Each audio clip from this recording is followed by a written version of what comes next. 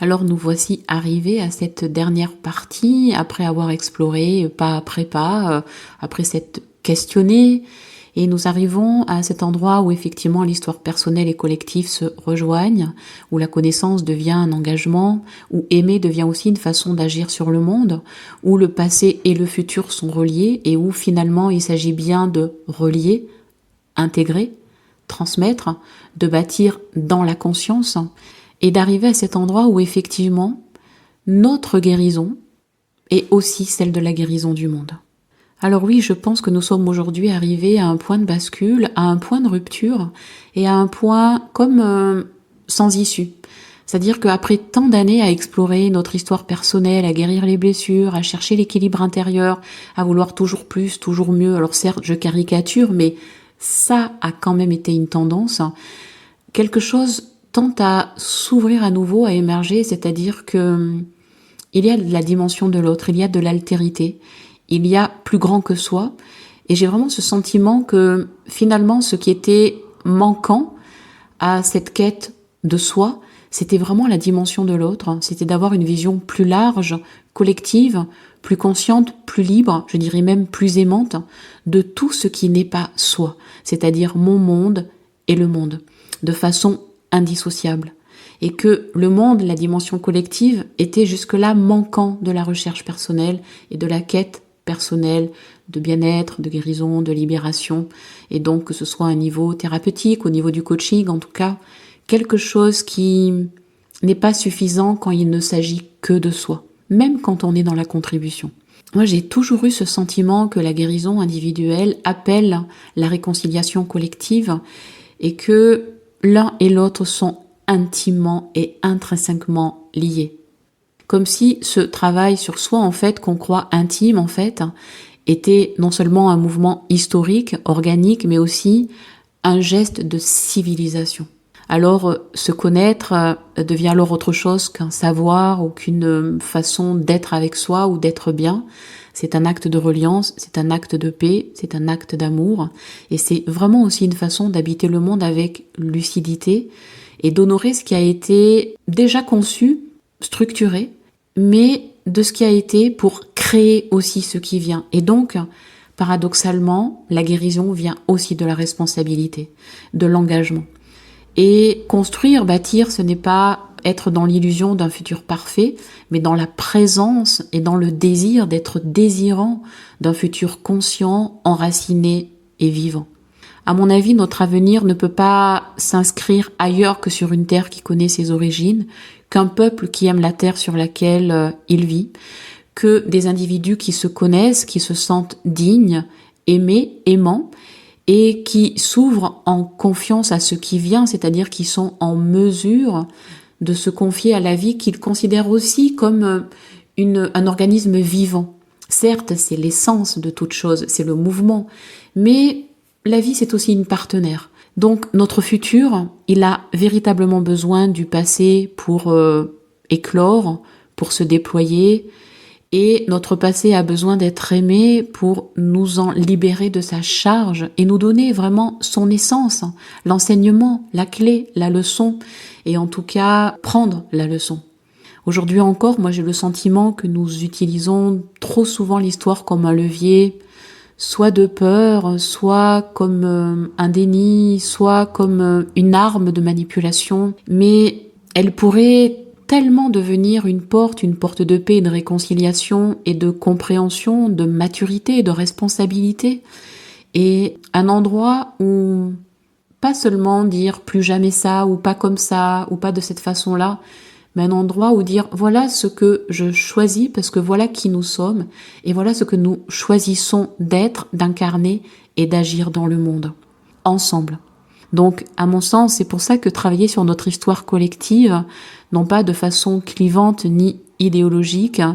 est essentiel pour arriver à un endroit où la rigueur, l'ouverture, l'incarnation se portent en chacun, où on peut croiser les points de vue, où on peut tisser des compréhensions, où on peut arriver à débattre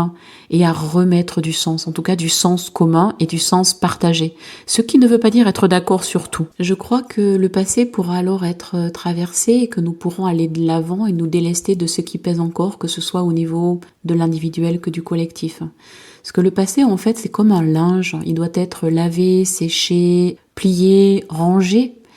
Et sinon, il garde une forme d'humidité et il en imprègne en fait le présent. Et ce qui se joue à l'échelle individuelle se rejoue toujours à l'échelle collective et vice-versa. Les mêmes mécanismes, les mêmes répétitions. Et c'est pour cela que ce travail de lucidité et de mise en sens n'est pas seulement nécessaire, il est devenu absolument urgent. Aujourd'hui, je regardais le programme Artemis,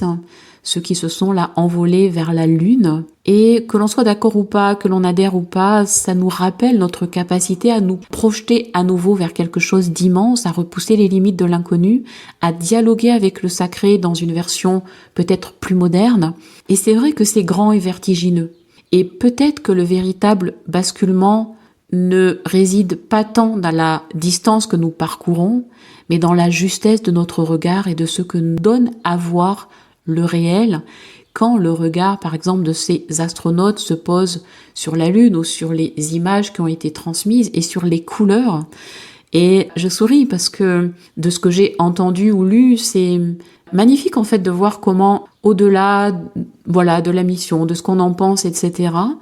pour beaucoup fait le focus sur les couleurs. Et je trouve ça juste magnifique et incroyable. Alors, j'aimerais, moi, que nous puissions poser sur la Terre, sur notre histoire et donc sur nous-mêmes,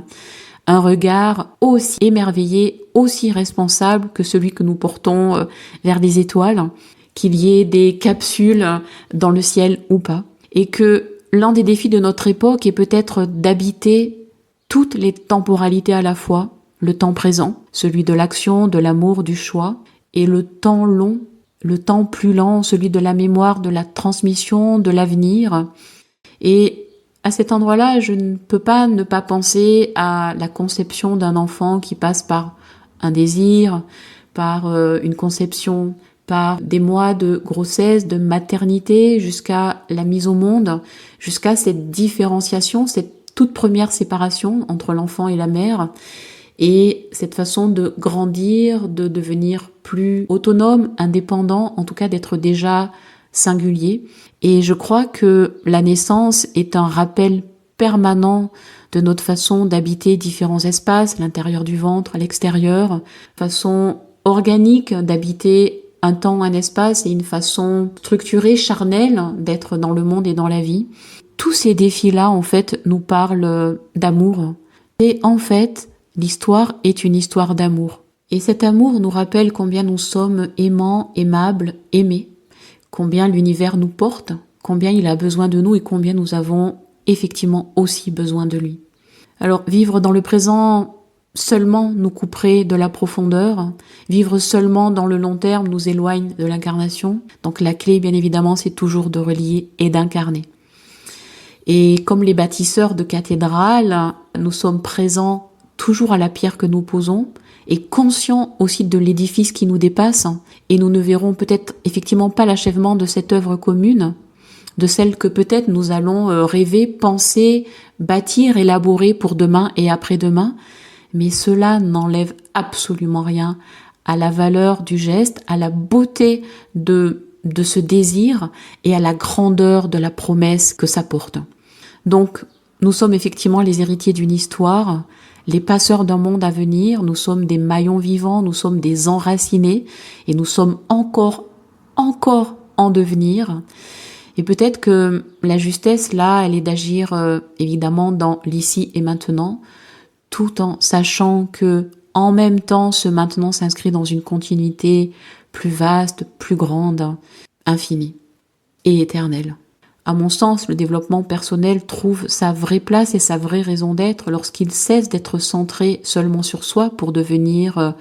participation, pour devenir ouverture, pour devenir déploiement, pour devenir reconnaissance, pour venir à l'altérité, comme si finalement se comprendre revient à comprendre le monde, que s'aimer soi, c'est exactement au même niveau que aimer l'autre, et que s'éveiller devient à éveiller le vivant, le monde en soi et autour de soi. Alors grandir en conscience, en amour, en vérité, en sagesse, en justesse, en lucidité, ce n'est pas seulement se réparer, ce n'est pas seulement guérir, ce n'est pas seulement s'apaiser, c'est se reconnaître enfin comme une partie prenante et signifiante et essentielle d'une histoire plus grande, où l'évolution intérieure est reliée à une conscience collective, où ces consciences et ces temporalités-là se répondent, se complètent et s'élèvent ensemble. Alors oui, nous sommes les gardiens, nous sommes les bienveilleurs et les éveilleurs d'une mémoire, nous sommes des semeurs d'un futur, nous sommes des présents dans le présent, reliés à plusieurs temps, plusieurs espaces. Et je fais ce vœu que chacun de nos gestes soit une manière d'aimer la terre, de respecter la vie et toutes les vies, vraiment d'honorer le sacré comme si la valeur première, c'est vraiment la valeur de la vie. Parce que c'est là que commence l'histoire, c'est là qu'elle se transmet, c'est là qu'elle se perpétue et c'est là qu'elle continue. Merci d'avoir traversé avec moi ces 5 mouvements, ces 5 temps, et je fais ce vœu, cette prière que le voyage continue du mieux possible à travers chacun, à travers nos propres vies, à travers la conscience de combien nous sommes reliés et que la paix, la joie et le lien sont essentiels et soient les fondements de ce qui nous enracine dans nos histoires et dans notre destinée.